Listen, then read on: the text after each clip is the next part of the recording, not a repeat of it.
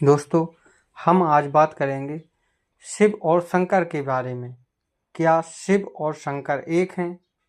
इसका रहस्य जानने के लिए हमारी वीडियो में अंत तक बने रहें। साथ ही मेरे चैनल को लाइक, सब्सक्राइब एवं शेयर करें। तो चलिए हम चलते हैं अपनी कथा की ओर। भगवान शंकर का विवाह सर्वप्रथम प्रजापति दक्ष की पुत्री सती से हुआ। फिर जब वे यज्ञ कुंड में कूद कर भस्म हो गईं, तब उन्होंने दूसरा जन्म लिया और हिमवान की पुत्री पार्वती कहलाईं।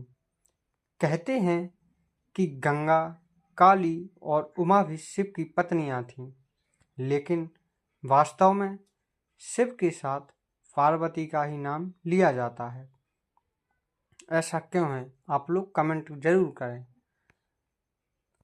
चलिए हम अब आगे बात करेंगे शिव के कितने पुत्र हैं।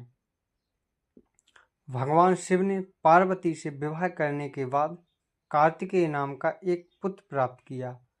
भगवान गणेश तो माता पार्वती के उपटन से बने थे। शुभकेश नामक एक अनाथ बालक को शिव पार्वती ने पाला था।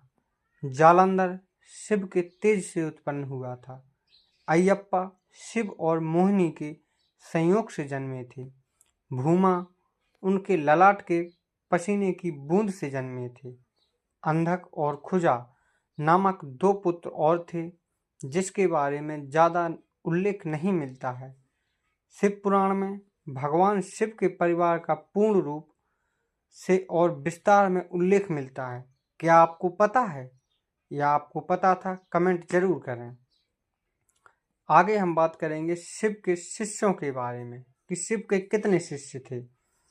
शिव के प्रमुख 7 शिष्य हैं, जिन्हें प्रारंभिक सप्त ऋषि माना गया है। इन ऋषियों ने ही शिव के ज्ञान को संपूर्ण धरती पर प्रचारित किया, जिसके चलते भिन्न भिन्न धर्म और संस्कृतियों की उत्पत्ति हुई। शिव ने ही गुरु और शिष्य परंपरा की शुरुआत की थी। शिव के शिष्य हैं बृहस्पति, विशालाक्ष, शुक्र, शस्त्राक्ष, महेंद्र, प्राचेतसु, मनु, भारद्वाज। इसके अलावा 8वें गौरशिरस मुनि भी थे। शिव के शिष्यों में वशिष्ठ और अगस्त मुनि का नाम भी लिया जाता है। आप लोग जानते हैं क्या शिव ही बुद्ध थे? हम इस बारे में आपको बताने जा रहे हैं, तो इसके साथ मेरे चैनल को लाइक, सब्सक्राइब एवं शेयर करें।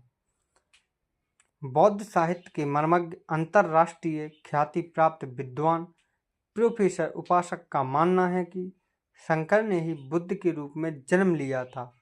उन्होंने पाली ग्रंथों में वर्णित 27 बुद्धों को उल्लेख करते हुए बताया कि इनमें बुद्ध के 3 नाम अति प्राचीन हैं: तड़ंकर, शरंकर और मेघंकर। क्या शिव और शंकर एक ही हैं? हम आपको बताने वाले हैं इस वीडियो में। कई पुराणों के अनुसार भगवान शंकर को शिव इसलिए कहते हैं कि वे निराकार शिव के समान हैं। निराकार शिव को शिवलिंग के रूप में पूजा जाता है। कई लोग शिव और शंकर को एक ही सत्ता के 2 नाम बताते हैं। असल में दोनों की प्रतिमाएं अलग अलग आकृति की हैं। शंकर को हमेशा तपस्वी रूप में दिखाया जाता है। कई जगह तो शंकर को शिवलिंग का ध्यान करते हुए दिखाया गया। अतः शिव और शंकर 2 अलग अलग सत्ताएं हैं। माना जाता है कि महेश यानी नंदी और महाकाल भगवान शंकर के द्वापार हैं। रुद्र देवता शंकर की पंचायत के सदस्य हैं। इस तरह से शिव के अलग अलग अस्तित्व बताए जाते हैं। भगवान शिव ने हर काल में लोगों को दर्शन दिए हैं। वे सतयुग में समुद्र मंथन के समय भी थे और त्रेता के राम के समय भी। द्वापर युग की महाभारत काल में भी शिव थे और कलि काल में भी, विक्रमादित्य के काल में भी शिव के दर्शन होने का उल्लेख मिलता है। भविष्य पुराण के अनुसार राजा हर्षवर्धन को भगवान शिव ने मरुभूमि पर दर्शन दिए थे।